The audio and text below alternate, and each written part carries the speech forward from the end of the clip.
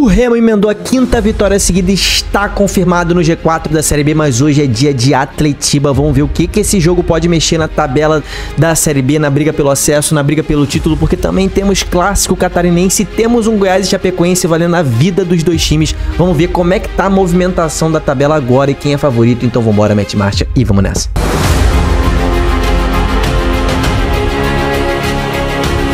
Fala, torcedores e torcedoras, fanáticos e fanáticos, eu sou o Diogo Cunha. Seja muito bem-vindo ao Torcedorismo nesse domingo especial de Série B que vai rolar muito jogo gigantesco. A gente tem Avaí e Criciúma, a gente tem o Atletiba, Curitiba contra Atlético, a gente tem Goiás e Chapecoense, briga direta pelo acesso, ainda tem o Cuiabá entrando em campo também, Volta Redonda tentando sobreviver na Série B.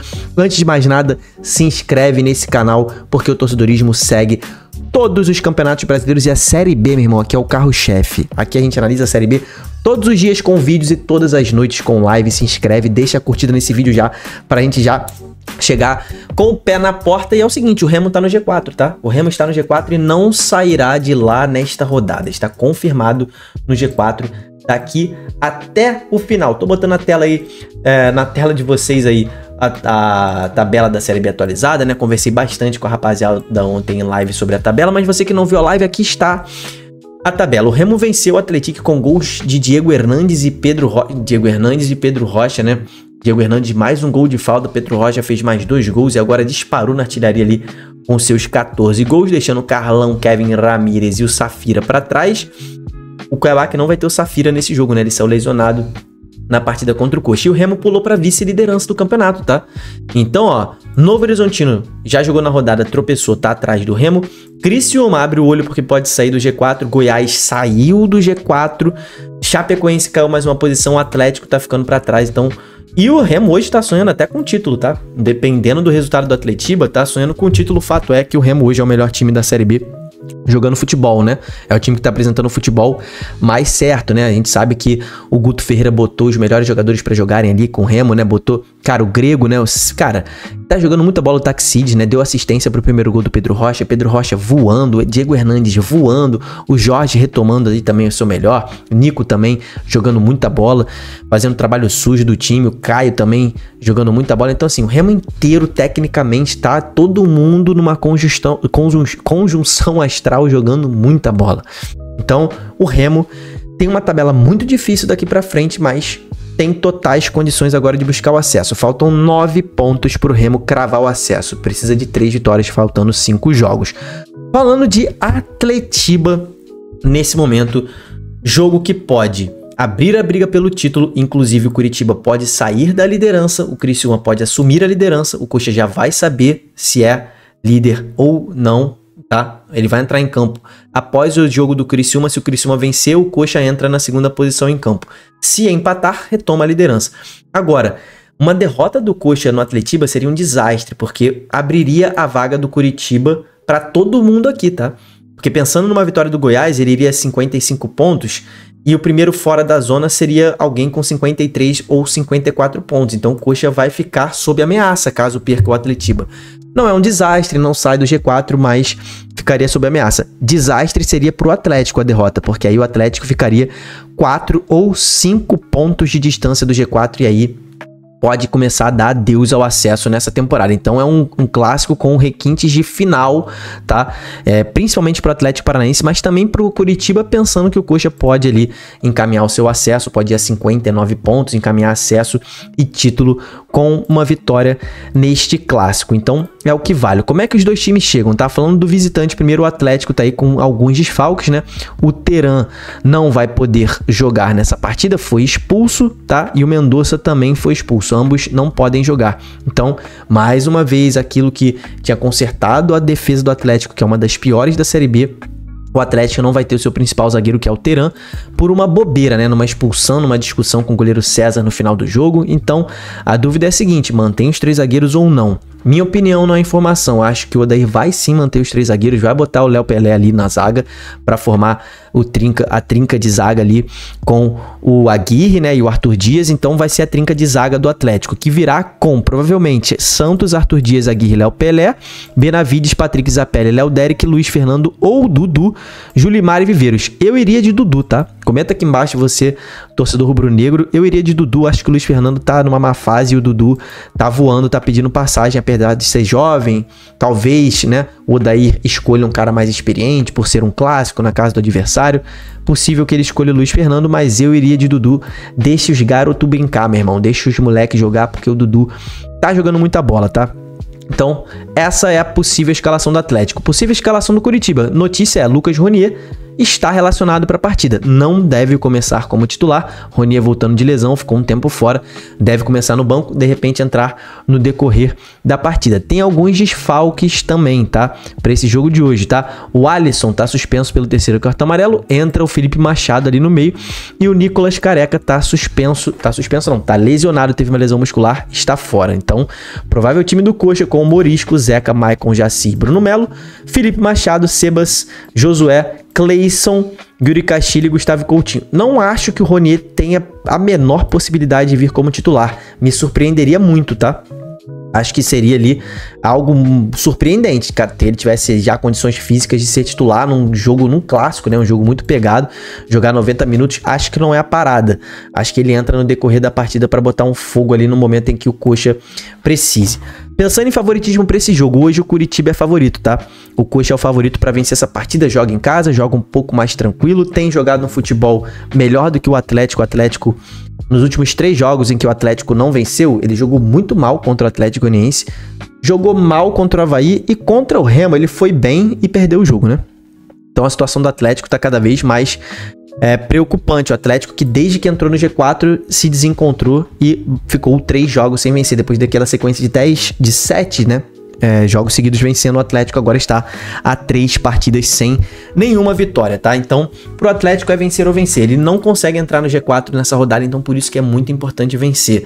Mas a situação do Atlético tá preocupante porque vencer significa se manter na briga. Não significa nem entrar na briga, né? Nem entrar no G4. Significa se manter. Então, vencer um jogo tão difícil quanto esse para apenas se manter na briga é um peso muito grande, tá? Então, o Atlético tá aí precisando correr atrás. Vejo o Coxa levemente favorito. Como eu acho que esse jogo vai ser?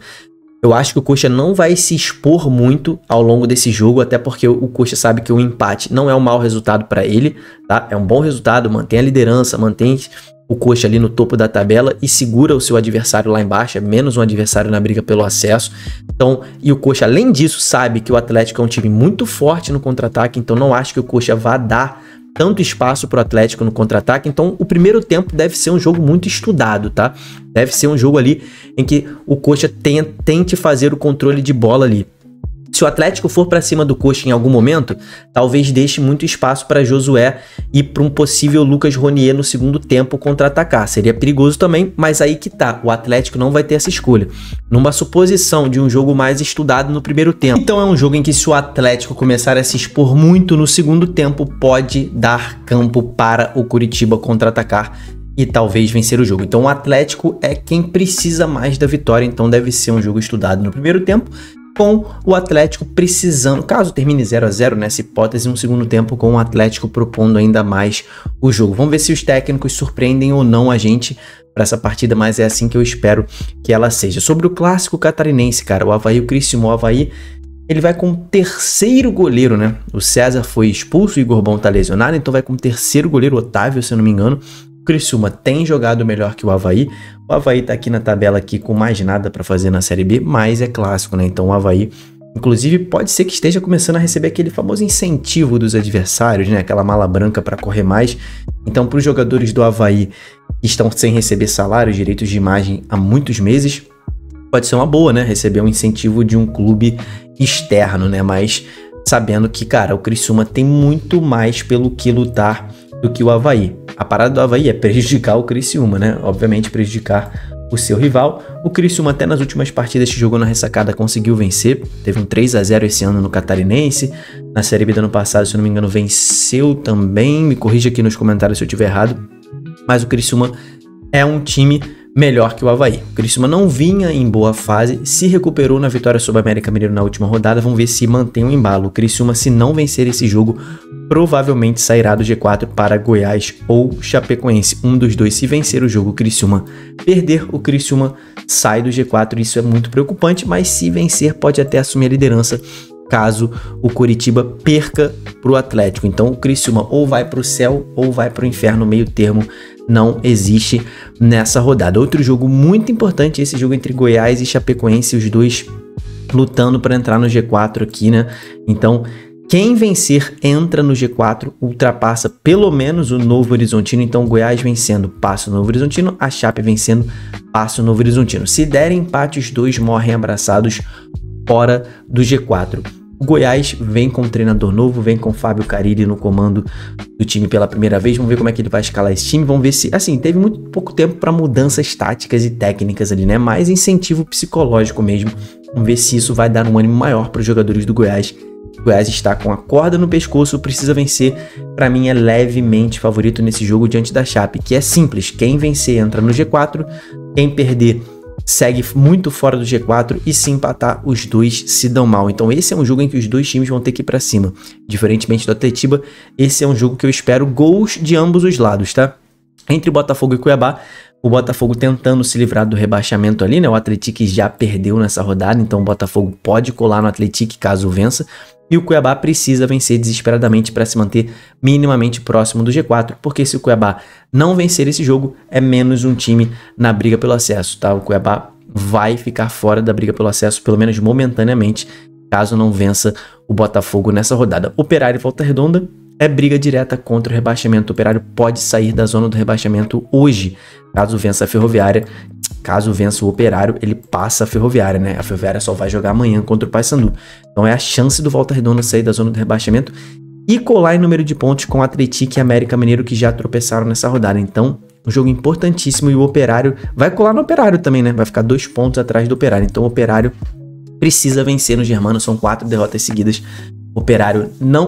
Se o Operário perder esse jogo, ele entra com um risco muito alto para ser rebaixado, meu amigo. Então comente aqui embaixo quem você acha que vai vencer os seus jogos hoje, tá? Comenta aí você, torcedor do Remo, se tá feliz, se acredita no título, acredita no acesso. Você, torcedor do Coxa, me fala o placar do jogo. Você, torcedor do Atlético, torcedor do Criciúma, do Avaí, do Cuiabá, falem os placares para os jogos de hoje. Vamos ver quem vai acertar aqui nos comentários.